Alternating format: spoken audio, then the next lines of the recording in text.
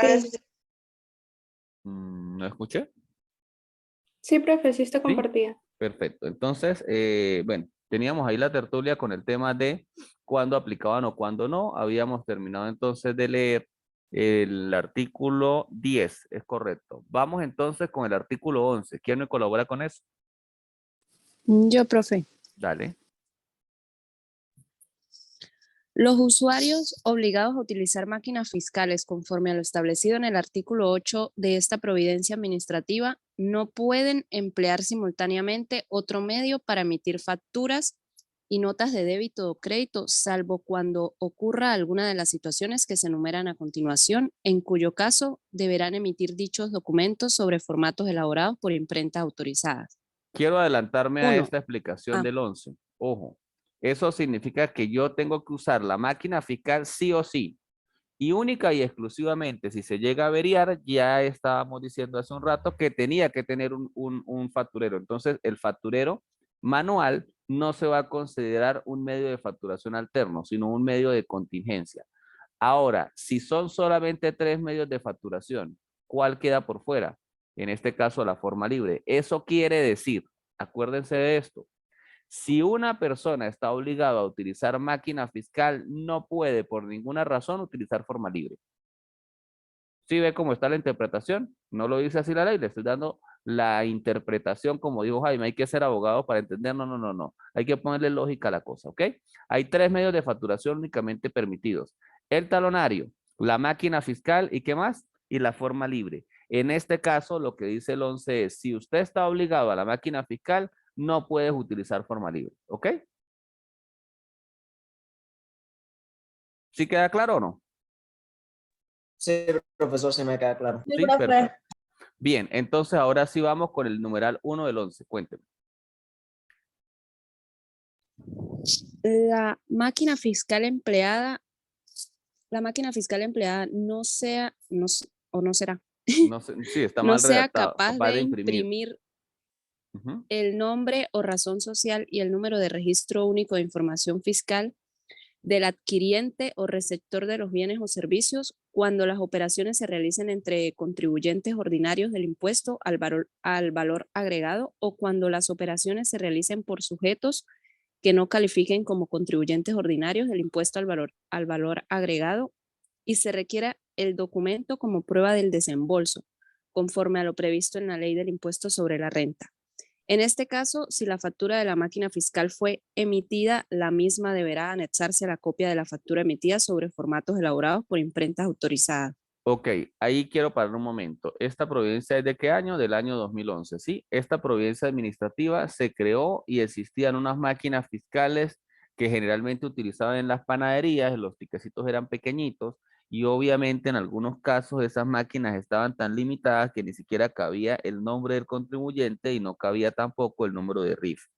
Ojo, en la reacondición que se hace de la obligación de máquinas fiscales, donde se obliga ya al dispositivo con una providencia posterior a esta, que es la providencia inicial, genera de que casi que en este momento, casi no, es que no hay una máquina fiscal que tenga un impedimento de hacer lo que menciona el artículo 11. O sea, todas las máquinas fiscales en este momento permiten la edición del nombre del contribuyente, sea persona natural o jurídica, y además de eso permiten que se pueda agregar el RIF. Dígame, Jaime.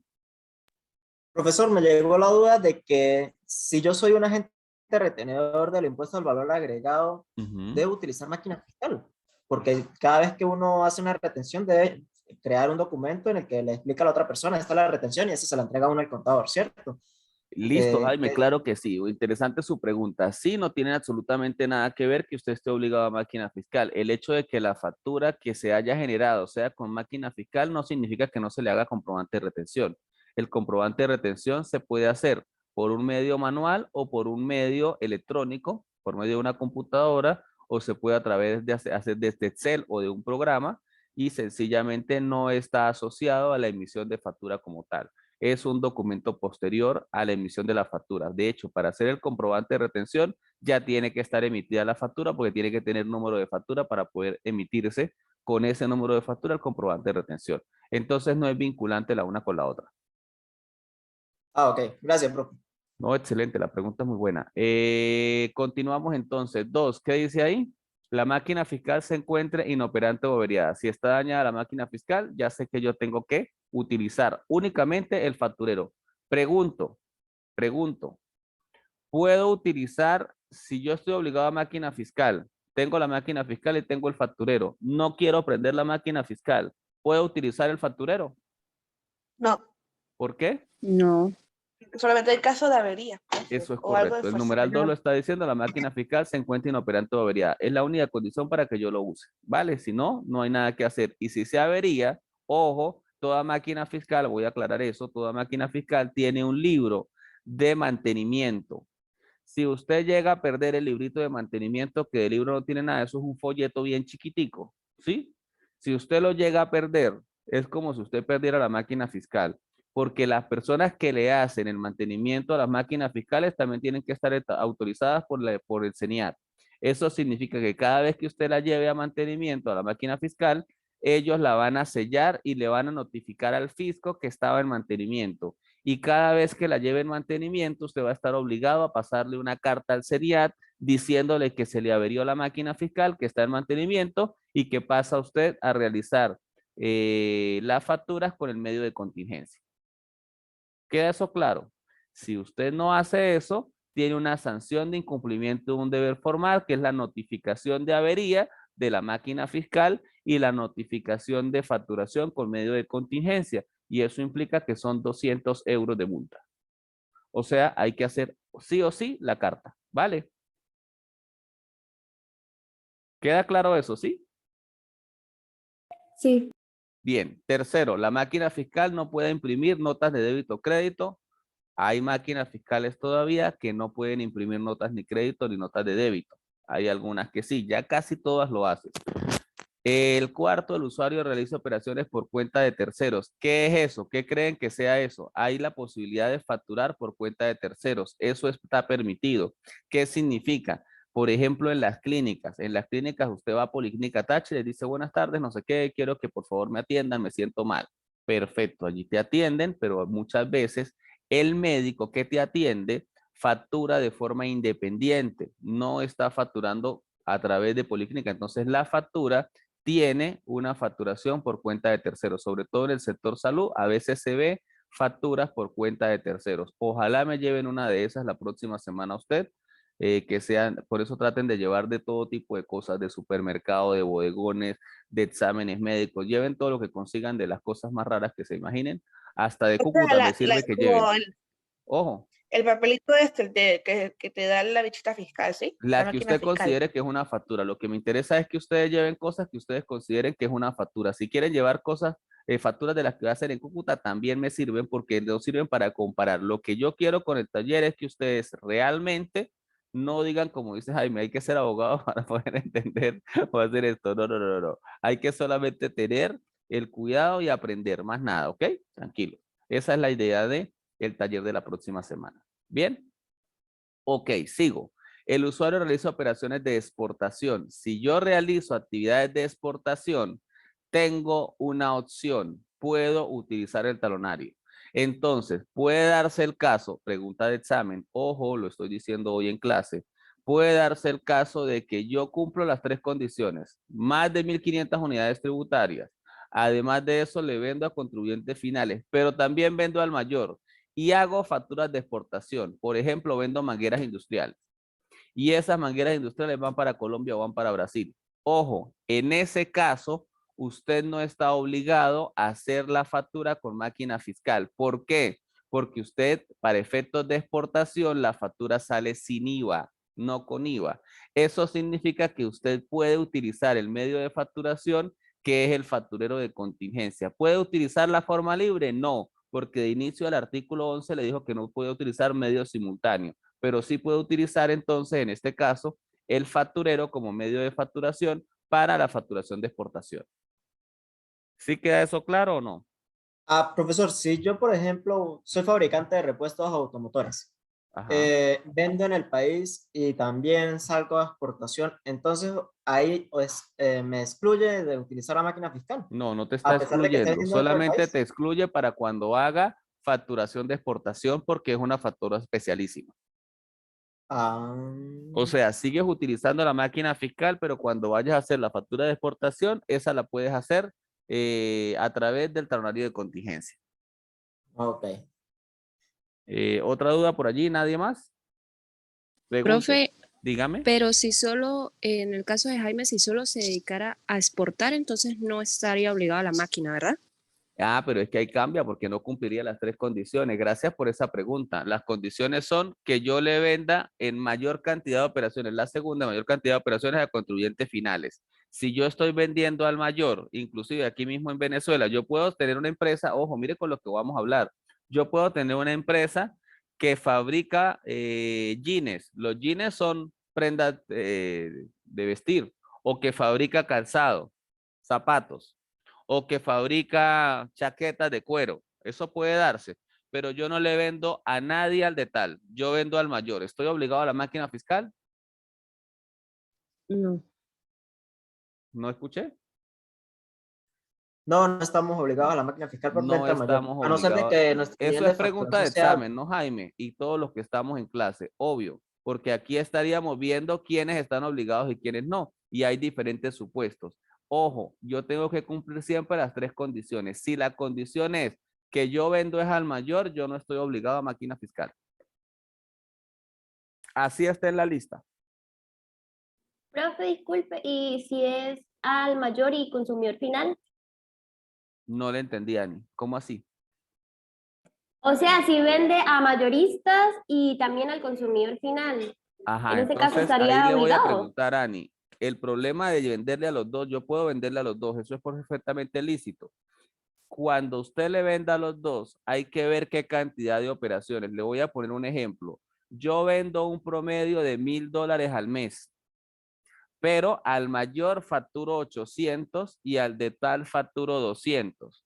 ¿Dónde hay más volumen de operaciones, Ani? ¿Al Al mayor o al de mayor. tal? Al mayor. Ok.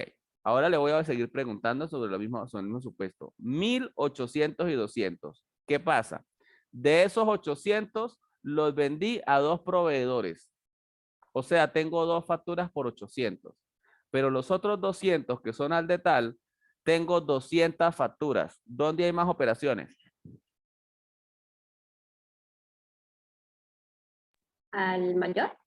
No, Repito, al mayor vendí En el de 800. tal hay De más esos operaciones. 800, perfecto. Al mayor vendí 800, al de tal vendí 200.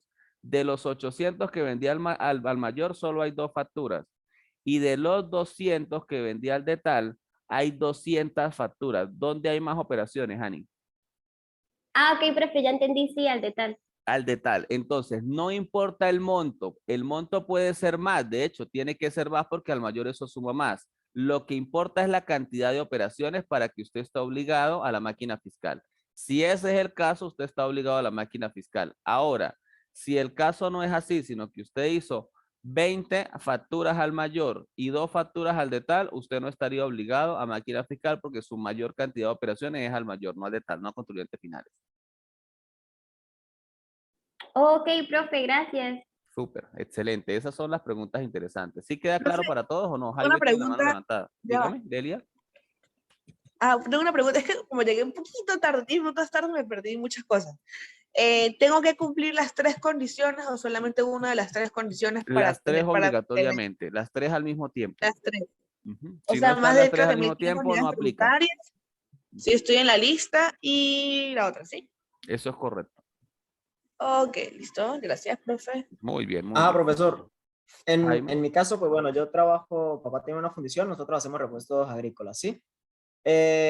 Yo le vendo tanto al consumidor final, que son los hacendados que necesitan los repuestos, como a los mayoristas, que son los que tienen ferreterías que venden los repuestos agrícolas también. Ok. Pero mi nivel de facturación no es alto, porque a pesar de que yo le venda al mayorista y le venda al de tal, lo máximo que facturo al mes son 4 o 5 veces, si facturo, en caso de agente de retención, porque a los demás no les facturo. Ok. Como ese nivel de facturación es similar y es bajo, no me obliga a la máquina fiscal. Ok, Jaime, cuidado con lo que me está preguntando porque vamos a ver si le entiendo. Usted tiene ventas a mayor y de tal, como había hablado ahorita con Ani. Tengo ventas en los dos contextos, mayor y de tal. Lo que tienes que identificar es si el mayor volumen de operaciones los vendes al mayor o los vendes al de tal.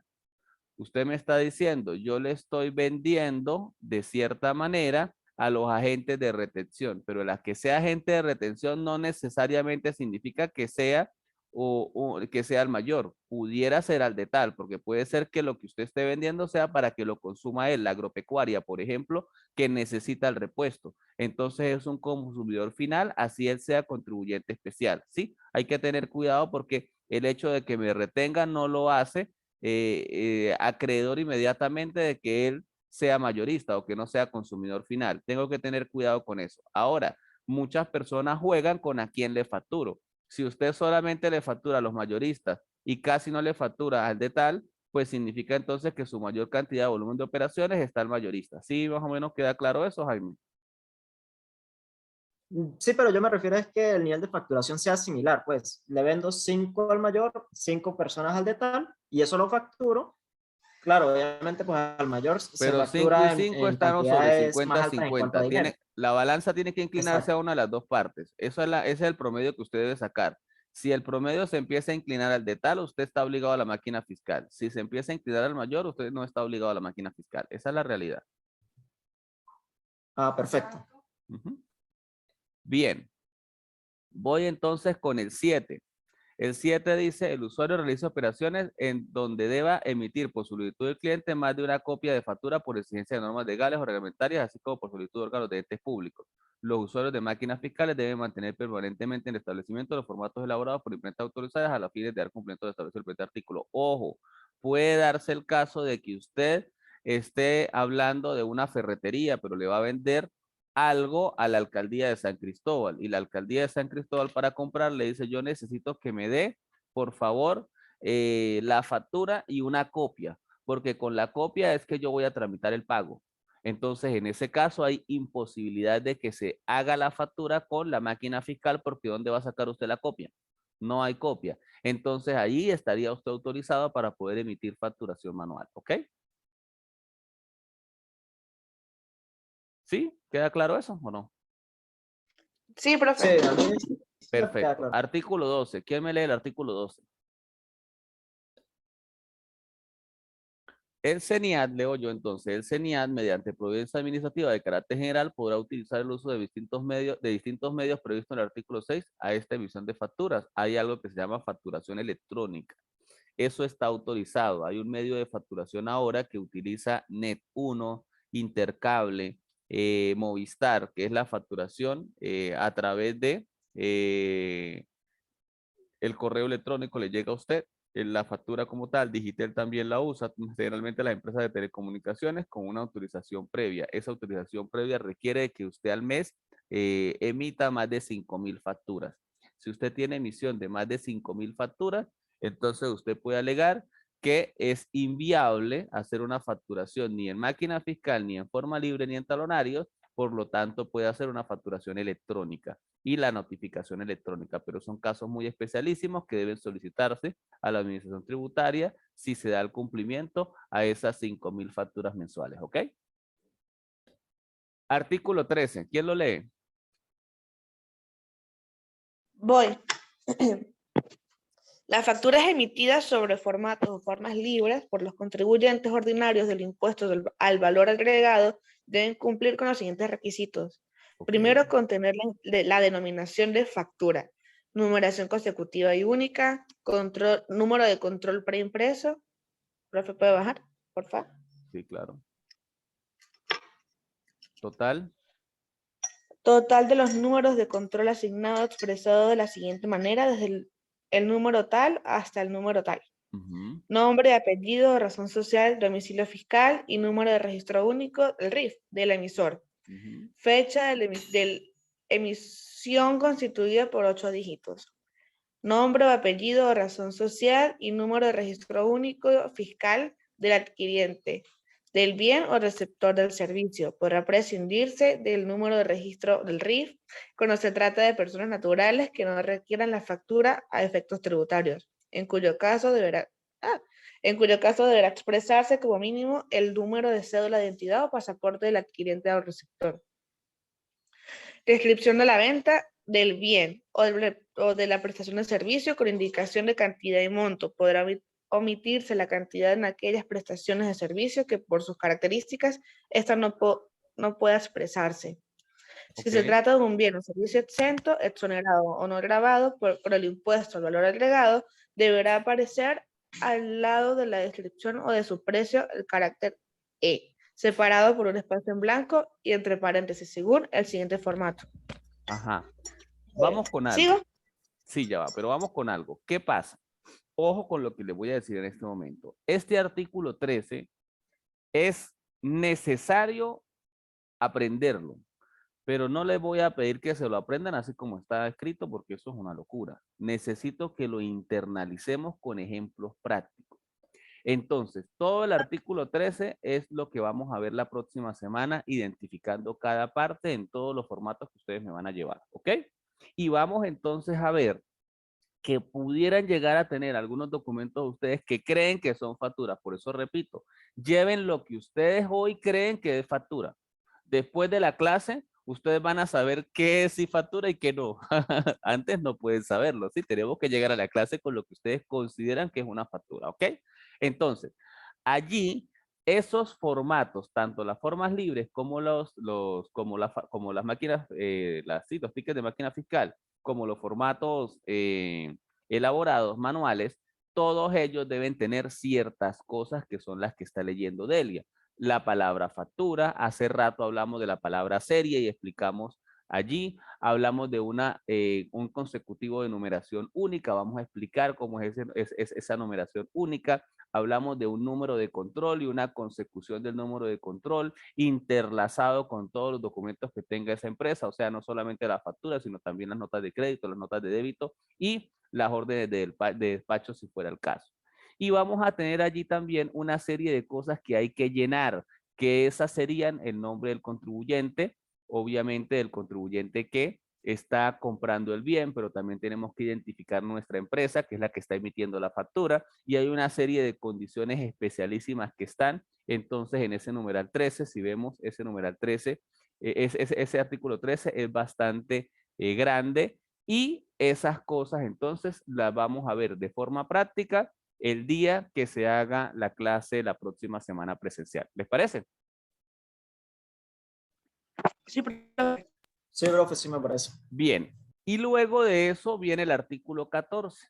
Ojo, el artículo 14 pasa lo mismo. El artículo 13 se refería a las formas libres y se refería a los formatos. Aquí el artículo 14 se va a referir a las máquinas fiscales. ¿Qué debe contener entonces la máquina fiscal? Y ella también tiene allí unas disposiciones especialísimas. Esas disposiciones especialísimas las vamos a comparar con el resto de los documentos que ustedes van a llevarme ese día.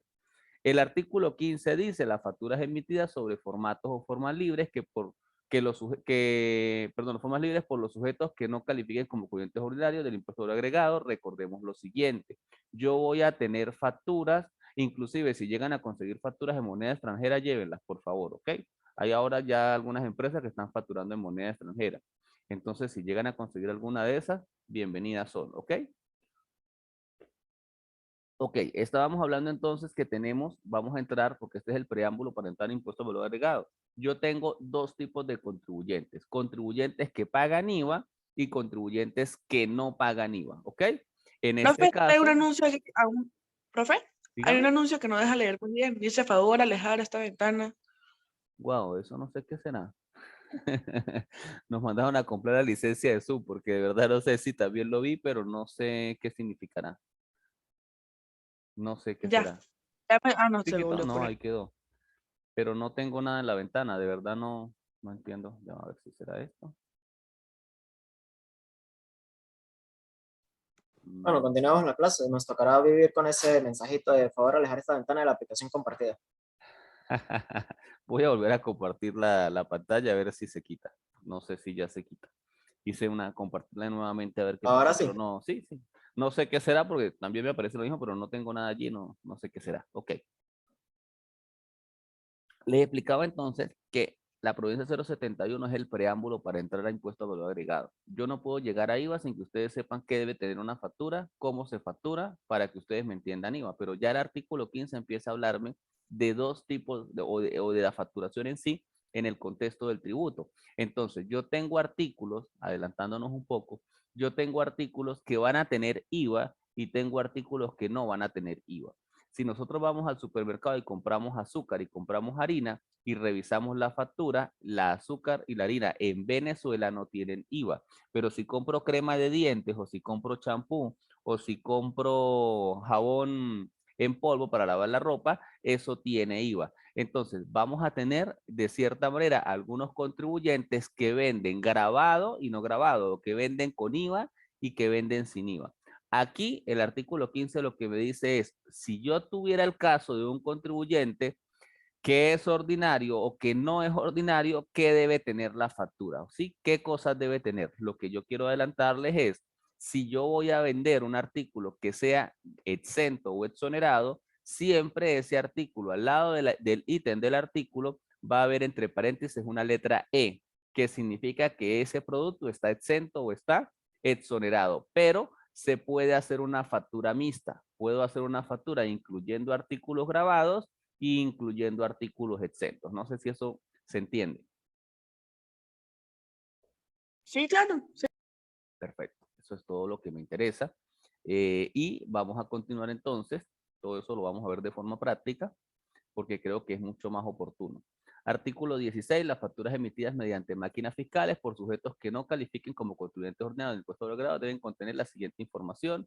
Aquí habla de, el anterior a los exentos, aquí habla de los grabados, pero ya les dije que puede ser inclusive mixta la facturación. Todo eso lo vamos a ver con los documentos que ustedes van a llevar. El 17. Las facturas que se emitan a los fines de documentar las operaciones de exportación deben cumplir con los siguientes requisitos. Aquí sí hay algo interesante. Vamos a tener que hablar un poquitico de aduanas sobre este tema en la clase presencial también. ¿Por qué? Porque yo tengo la posibilidad de facturar para ventas, obviamente en este caso al exterior, o yo también siempre voy a tener la posibilidad de comprar en cualquier parte del mundo, en Colombia, en China, en Estados Unidos, ¿sí? Y traer mercancía, importar. Entonces, en los procesos para efectos venezolanos de exportación, hay unas condiciones especialísimas, muy similares a las otras, como que tiene que tener la palabra factura, la consecución única, el número de control preimpreso. Además de eso, el domicilio fiscal, la letra, pero hay algo interesante. Esa factura que usted va a generar, ese monto de base imponible o ese valor de base exponible debe ser expresado en moneda extranjera y su equivalente en moneda nacional con la indicación del tipo de cambio. Esa factura es especialísima porque generalmente ustedes van a facturarle a un país distinto y en el comercio internacional la moneda generalmente que se aplica es el dólar. Yo de repente puedo vender para Colombia, pero a veces facturo en dólares y no en pesos. Sin embargo, pudiera facturar en pesos. El Banco Central de Venezuela tiene la posibilidad de que usted pueda revisar otro tipo de monedas y hacer entonces la expresión al momento de la factura. Lo que sí quiere quedar claro es, yo voy a facturar en moneda nacional y voy a facturar a su vez en moneda extranjera. Y además de eso, todo artículo que sea de exportación sale sin IVA. Así tenga IVA, pero inmediatamente al momento de que voy a facturar sale sin IVA. Eso es algo que ustedes tienen que tener entonces presente. Todo artículo sale sin IVA. Si yo voy a vender jabón para el exterior y el jabón en Venezuela paga IVA, cuando vaya a ser exportado sale sin IVA, la factura sale sin IVA. Ese jabón va a pagar IVA al momento de que realice el proceso de aduanas en el país a donde va. Si va para Colombia, al momento de que llegue allí, la DIAN va a solicitar el pago del IVA. ¿Ok? ¿Dudas? No, por el momento no tengo dudas, profe. Perfecto. Bien. Pasamos entonces a la sección 2. Ya aquí no se va a hablar de lo que tiene que ver con lo que tiene que ver con facturas, sino empezamos a hablar de las órdenes de entrega o notas de despacho. Y dice el artículo 20, las órdenes de entrega o guías de despacho deben emitirse únicamente para amparar el traslado de bienes muebles que no representen ventas en los casos de que la ley establece, si llegan a conseguir ustedes una orden de entrega o una guía de despacho para el taller de la próxima semana, bienvenida, ¿ok? Allí, obviamente, casi que toda la información que se plasma en esa guía, orden de entrega o guía de despacho es la misma que se plasma en una factura. La única diferencia es que ese documento no se llama factura, sino que se llama orden de entrega o se le puede llamar también guía de despacho, pero debe cumplir con los mismos requerimientos que tiene la factura. Y lo mismo va a pasar con las notas de crédito y las notas de débito. En cualquiera de los casos, las voy a utilizar cuando se hacen negociaciones a crédito o cuando se hacen devoluciones. En este caso, entonces, tendríamos la necesidad de la emisión de notas de crédito y notas de débito que tendrán siempre las mismas características de factura, características que estaban en los artículos 14 y siguientes, pero que vamos a puntualizar con el taller la próxima semana. Y si también ustedes llevan dentro de esos documentos notas de crédito, notas de débito, sería maravilloso porque podemos diferenciar las unas de las otras, ¿ok? Bien. Eso es el artículo 23. Chévere. Disposiciones comunes. Las certificaciones de débito fiscal exonerado deben emitirse únicamente en los casos que se establezca el respectivo decreto de exoneración sobre formato o formas libres elaboradas. Esto no me interesa. Las facturas de otros documentos emitidos conforme a lo dispuesto serán distintas. No, tampoco.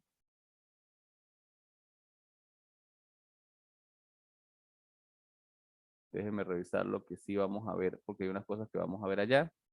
Pero formatos que elaboren como los siguientes, datos, número de control, no.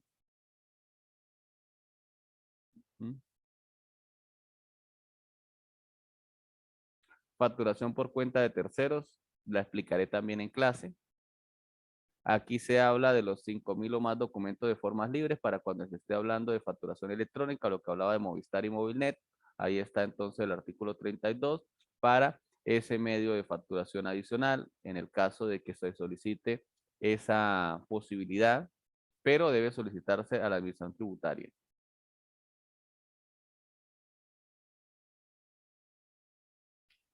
Ok, usuarios de máquinas fiscales. El usuario de máquinas fiscales debe cumplir con las siguientes obligaciones. Ojo, aquí vamos con las cosas importantes. Casi todo el mundo está obligado al uso de la máquina fiscal, eso ya lo vimos. Eso significa que si yo estoy obligado al uso de máquina fiscal, yo estoy obligado a todo lo que implica el artículo 45. Y dice así, informar al distribuidor o al centro de servicio autorizado la desincorporación de cualquier máquina fiscal, sea por desuso, sustitución, agotamiento de memorias o cualquier otra circunstancia que justifique su inutilización. Las máquinas fiscales tienen una memoria de almacenamiento.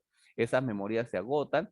Cuando se agota la memoria fiscal, se compra una nueva memoria fiscal. Eso hace casi que cambia la máquina fiscal completamente, pero todo eso debe ser notificado. Segundo, contratar exclusivamente los servicios de reparación o mantenimiento con fabricantes y sus representantes o en los centros de servicio autorizados por estos. Ojo, yo les estaba diciendo hace un momento que no se puede llevar a que lo repare cualquiera, sino tiene que ser una persona que sea un agente de mantenimiento autorizado por el CENIAT para poder llevar el control de eso. Y les mencionaba hace un momento que se debe conservar en el local en buen estado el libro de control y reparación y mantenimiento. Y les digo que eso del libro no tiene nada, sino que eso era como un folletico pequeñito que a veces se extravía y casi que si se extravía eso, pues usted está prácticamente multado porque cómo le va a hacer mantenimiento a la máquina fiscal cada vez que se necesite. ¿Y cuándo se le hace mantenimiento? Cuando el SENIAT se le ocurre subir el IVA o bajar el IVA, que muchas veces pasa eso. Y cada vez entonces que hay modificaciones en la alícuota, hay que llevar la máquina fiscal a que le hagan entonces el mantenimiento respectivo.